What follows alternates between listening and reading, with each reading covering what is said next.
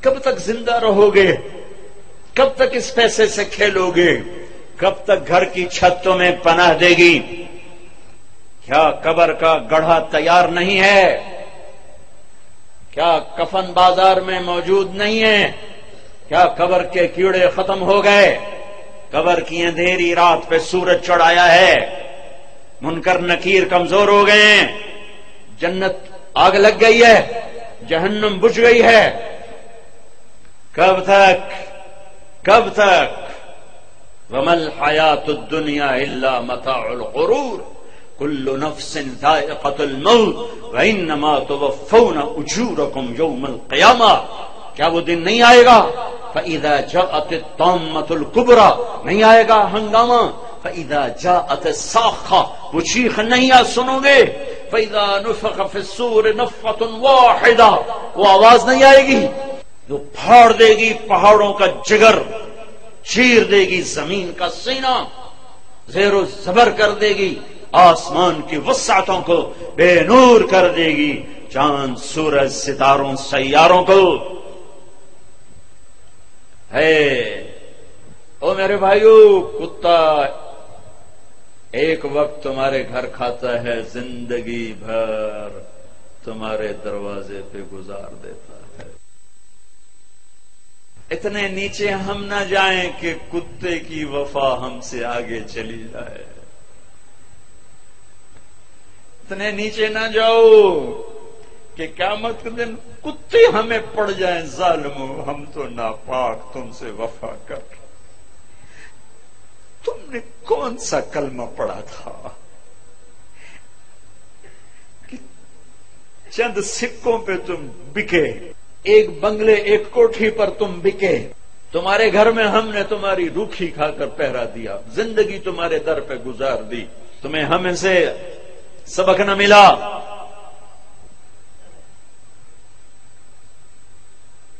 ایک چھوٹا سا کتے کا بچہ کہیں ہمارے گھر آ گیا، ہماری ماں زندہ تھی، باپ فوت ہو گئے تھے، ہم دونوں بھائی غیر حاضر۔ میری ماں نے نوکروں سے کہہ دیا اس کو روٹی ڈال دیا کرو، وہ اسی گھر کا ہی ہو کے رہ گیا، کبھی آنا جانا ہوتا تو نظر آتا۔ ہماری ماں مر گئی، اسے تو نہیں پتا چلا کہ مجھے کھانا کھلانے والی مر گئی۔ وہ کتا اسی گھر میں بھوکا پیاسا مر گیا، گھر نہیں چھوڑا۔ اس کی لاش گھر سے نکلی اور پیغام دے گی طارق جمیل کو، کہہ دیں کہ نمک کے ساتھ یوں وفا کی جاتی۔ اللہ سے بڑھ کے کون ہے محسن؟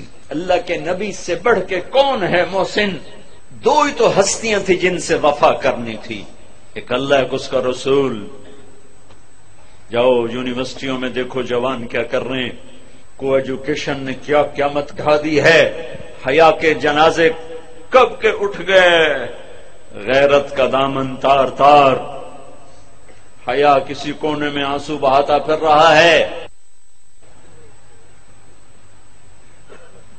صرف زندہ باد مردہ باد سے اللہ کی مدد اترتی تو کب کی اتر چکی ہوتی، جلسے جلوسوں سے اللہ ساتھ ہوتا تو کب کا ہو چکا ہوتا۔ زندگیاں بدلنی پڑیں گی، زندگیاں بدلنی پڑیں گی۔ اتنی وفا، کتے جتنی وفا پہ آنا ہوگا۔ چلو انسانوں جیسی نہ صحیح، جانور جیسی کر لو، جانور جیسی، تو یہ دنیا بھی تمہاری ہے، آخرت بھی تمہاری۔ اللہ اقبال کی خبر ٹھنڈی کرے کہ محمد سے وفا تو نے تو ہم تیرے ہیں، یہ جہاں چیز ہے کیا لوح و قلم تیرے۔ پانچویں آسمان پہ ہارون علیہ السلام کھڑے ہیں پھولوں کے ہار لے کر، چھٹے آسمان پر موسیٰ علیہ السلام کھڑے ہیں پھولوں کے ہار لے کر، ساتویں آسمان پر ابراہیم علیہ السلام کھڑے ہوئے ہیں۔ نبی کہہ رہے تھے ہمارے بھائی آ گئے، ہمارے بھائی آ گئے، نبی آ گئے، بھائی آ گئے۔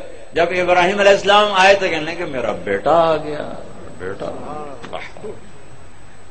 میرا بیٹا آ گیا۔ سدرۃ المنتہا پہ جبریل بھی اٹک گئے، یا رسول اللہ آگے میرے پاس ویزا کوئی نہیں، آگے ویزا کوئی نہیں، آج کی زبان میں آگے ویزا کوئی نہیں، بغیر ویزے کے گیا تو جل کے راکھ ہو جاؤں گا۔ پھر میرا اللہ تھا اور اس کا حبیب تھا۔ سارا عالم. تو آپ کو اللہ تعالیٰ نوح علیہ السلام جیسی عمر تو دیتا. اگر آپ کی عمر نوح علیہ السلام جتنی ہوتی تو آج ہم بھی صحابی ہوتے جو 1450 سال عمر پائی انہوں نے. اور سلیمان علیہ السلام جیسا تخت دیتا, ذوالقرنین جیسے لشکر دیتا, کائنات کے سب سے بڑے نبی اور سب سے بڑے فقیر, سب سے بڑے نبی, سب سے بڑے فقیر. تو آئندہ آنے والی نسلوں کے لیے ہدایت کا نظام کیا بنایا؟ 1,24,000 صحابہ کھڑے کیے اور ان کو حج کے میدان میں عرفات میں جمع کیا, اور 1,24,000 نبیوں نے جو کام کیا تھا دعوت دینا, وہ اپنی امت کو منتقل کیا. فَلْيُبَلِّغِ الشَّاهِدُ الْغَائِبَ 10 تاریخ کو. پھر 11 فَلْيُبَلِّغِ الشَّاهِدُ الْغَائِبَ فَلْيُبَلِّغِ الشَّاهِدُ الْغَائِبَ. میرا پیغام آگے پہنچانا تمہارے ذمہ ہو گیا. اس امت کو دعوت کا کام ملا, اس امت کو دعوت کی محنت ملی, اور دین کی حفاظت ملی, اور دین کو جان مال سے زیادہ عزیز کرنا ملا. اور ان صحابہ نے نبیوں کی طرح دین کو پانی دے کر دکھایا, اور آج دین ہمارے پاس پہنچا ہوا ہے. اس کے پیچھے 1,24,000 نفوس کی خوبصورت زندگی ہے, اور ان کا عالم ہے. کیا اللہ ان کی تعریف کرتا ہے؟ محمد الرسول اللہ والذین معہ. یہ جو میرے نبی ہیں, یہ میرے رسول ہیں, جو ان کے ساتھی ہیں نا, یہ کیسے ہیں؟ اشداء علی الکفار, کفر پہ بڑے شدید, رحماء بینہم, آپس میں بڑے مہربان, تراہم رکعا سجدا. یہ کبھی میں ان کو دیکھتا ہوں رکوع میں, کبھی ان کو دیکھتا ہوں سجدے میں. تو بھی دیکھ, یہ رکوع میں, یہ سجدے میں. یبتغون فضلا من اللہ ورضوانا, یہ صرف میری رضا کے لیے, میری رضا کے لیے. کبھی سجدے میں, کبھی رکوع میں, کبھی میرے پیغام کو لے کر پھرے. ہائے ہائے ہائے. پھر مجھے اقبال یاد آ گیا, دی اذان نے کبھی یورپ کے کلیساؤں میں, کبھی افریقہ کے تپتے ہوئے صحراؤں میں, شان آنکھوں میں نہ جچتی تھی جہاں داروں کی, کلمہ پڑھتے تھے ہم چھاؤں میں تلواروں کی. نقش توحید کا ہر دل پہ بٹھایا ہم نے, زیر خنجر بھی یہ پیغام سنایا ہم نے. یہ صحابہ اس کی تعبیر بنے, کبھی عرش پر, کبھی فرش پر, کبھی ان کے در, کبھی در بدر. غم عاشقی تیرا شکریہ میں کہاں کہاں سے گزر گیا, کبھی راستوں میں تنہا, کبھی ہوں ورود صحرا, میں جنوں کا ہم سفر ہوں, میرا کوئی گھر نہیں ہے. یہ اس پاکیزہ جماعت نے میرے نبی کے پیغام کو اٹھایا اور دنیا کے آباد کناروں تک پہنچایا. میں مراکش گیا پچھلے سال, وہاں ایک شہر ہے آصفی اصفا کا بگڑا ہوا. ہائے افسوس, عقبہ بن نافع رضی اللہ تعالیٰ نے تونس میں داخل ہوئے, اور چلتے چلتے چلتے چلتے مراکش, اور مراکش کے آگے بحر اوقیانوس دیکھا تو بے قرار ہو کے گھوڑا ڈال دیا. جب سمندر کی موجوں نے گھوڑے کو روکا تو آسمان کی طرف تلوار اٹھا کر کہا, میرے رب ہائے افسوس, میرے پاس اسباب نہیں اس سمندر کو پار کرنے کے. اگر میرے پاس اسباب ہوتے اور مجھے پتا ہوتا کہ اس پار بھی کوئی رہتا ہے تو میں تیرا پیغام اس پار بھی پہنچاتا. الجزائر میں سوئے ابو رویفہ انصاری لیبیا میں, ابو زمع بلبی تیونس میں, ابو لبابہ انصاری تیونس میں, ابو زمع حدیبیہ میں اللہ کے نبی کے حجام تھے, آپ کا اسرا, آپ کے سر پہ اسرا پھیرا ابو زمع, ان کی قبر کے ساتھ اللہ کے نبی کے بال بھی جو ان کے ساتھ ہمیشہ رہتے تھے وہ بال بھی وہیں دفن ہیں. میں کیروان گیا ابھی جنوری میں تو وہاں زیارت کی قبر کی.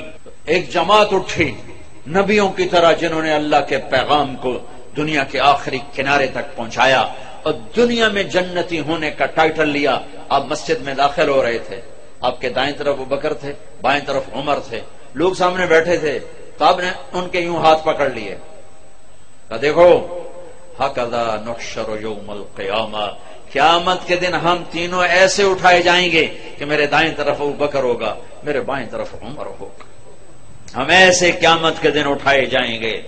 آپ نے فرمایا میرا ایک امتی ہے، جب جنت کے دروازے پر آئے گا تو 8 دروازے کہیں گے مرحبا مرحبا۔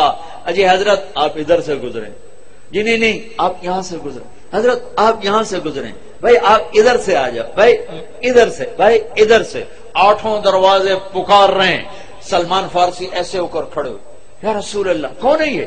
آپ نے کہا یہ ابو بکر بن ابی قحافہ، یہ ہے ابو بکر بن ابی قحافہ جس کو جنت کا ہر دروازہ کہے گا ادھر ادھر ادھر ادھر ادھر۔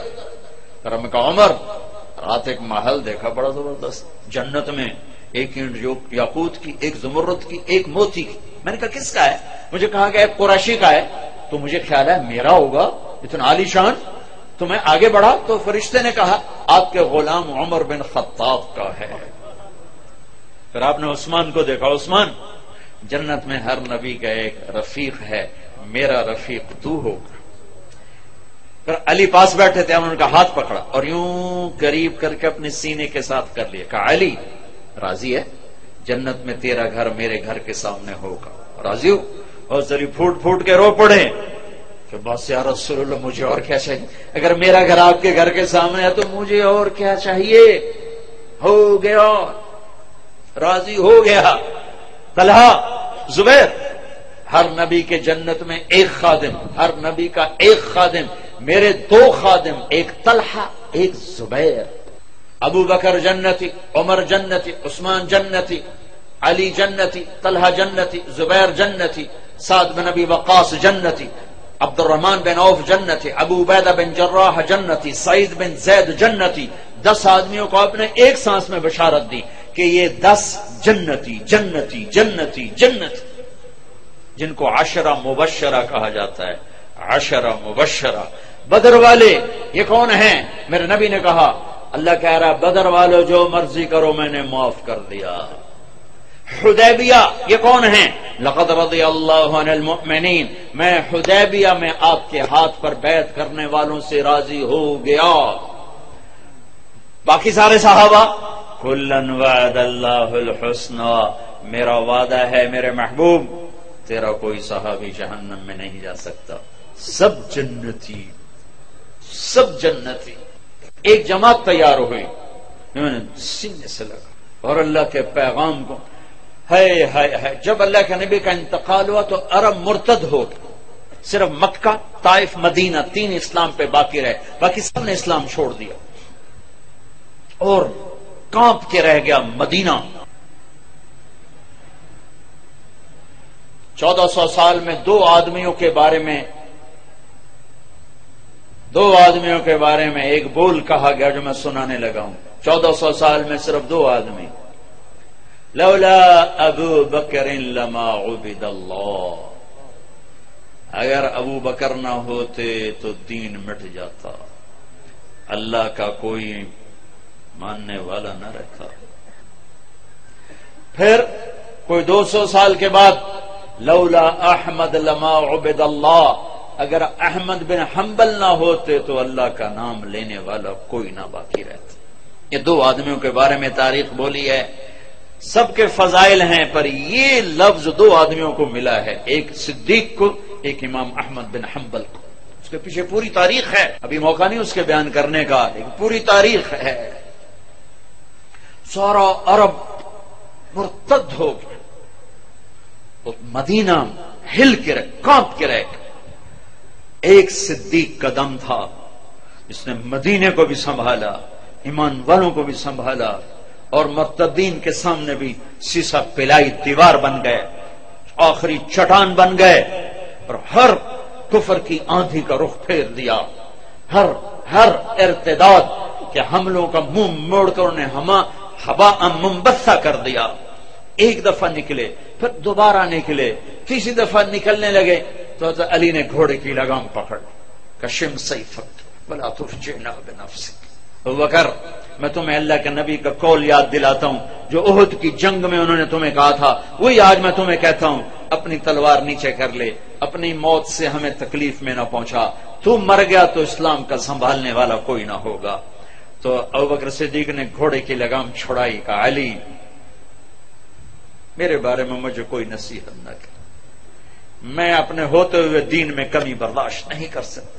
پھر نکل گئے، یہاں تک کہ ارتداد 1 سال ایسے گھومی ہے جنگ کی چکی، ایک پل چین نہیں تھا، لیکن 1 سال میں سارے ارتداد کی آگ کو ٹھنڈا کر دیا۔ اور پھر 1 سال کے بعد شام کی طرف، عراق کی طرف بھیجا ہے صحابہ کو اللہ کا پیغام دے کر کے، جاؤ اقوام عالم کو اللہ کا پیغام۔ یہ فاتح بن کے نہیں نکلے تھے، ملک فتح کرنے نہیں نکلے تھے، یہ اللہ کا پیغام لے کر نکلے تھے۔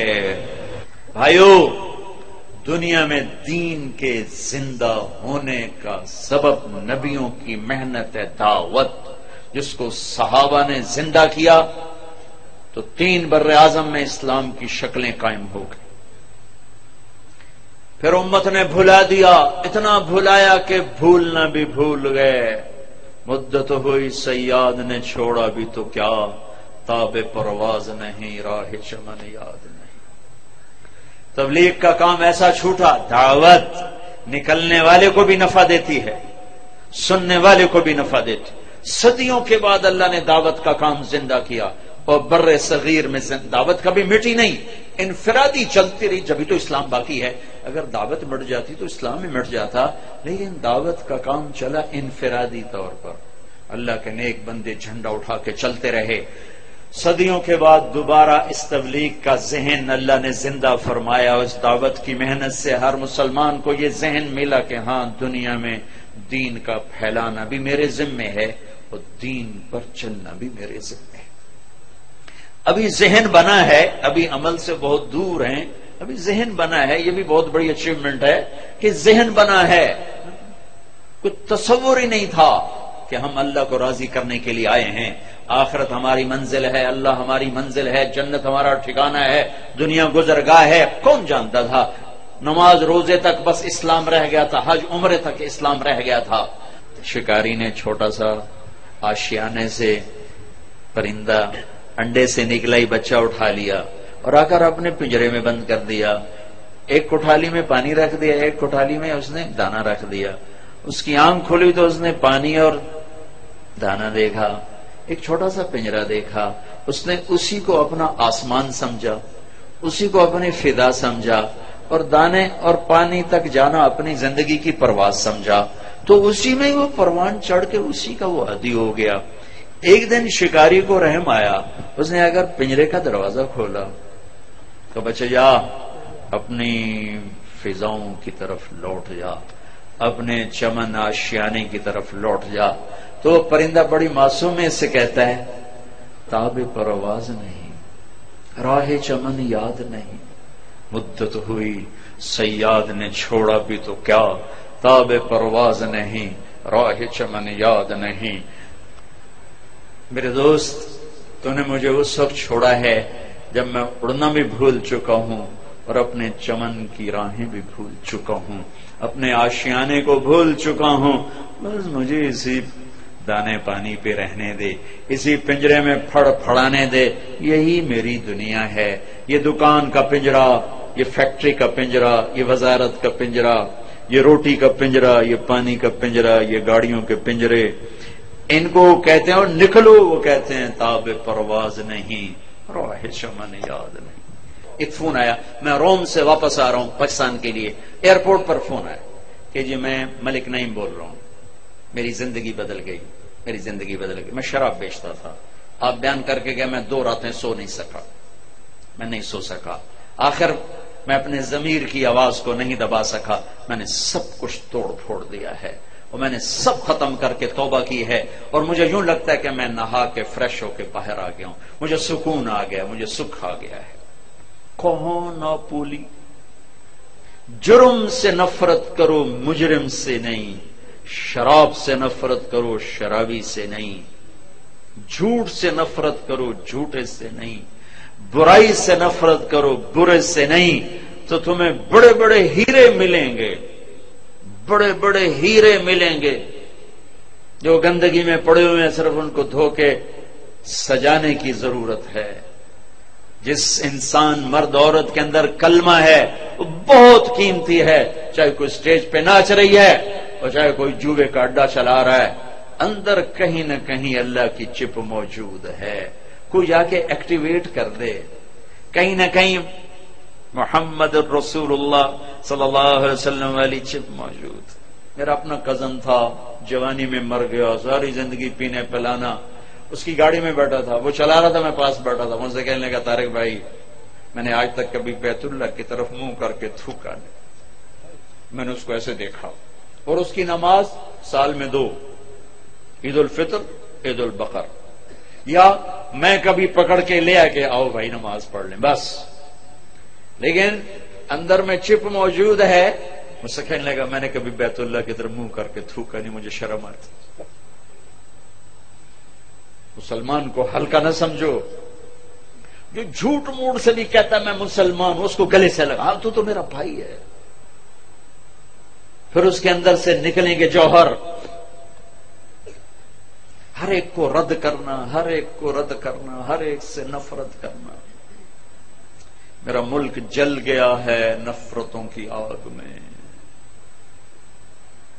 ہر شعبے میں نفرت نفرت نفرت نفرت. میرے نبی نے فرمایا اسلام کا سب سے مضبوط عمل بتاؤ؟ کہا جی نماز. کا نہیں، جہاد نہیں، روزہ نہیں، حج نہیں. اچھا تو پھر کیا؟ فرمایا سب سے مضبوط عمل اللہ کے لیے محبت. محبت سیکھو. برے سے برا توبہ کر جائے گا، توبہ کر جائے گا. برے کو برا کہنے سے وہ برائی سے نہیں نکل سکتا. نشہ پلا کے گرانا تو سب کو آتا ہے، مزہ تو تب ہے کہ گردے کو تھام لے سب.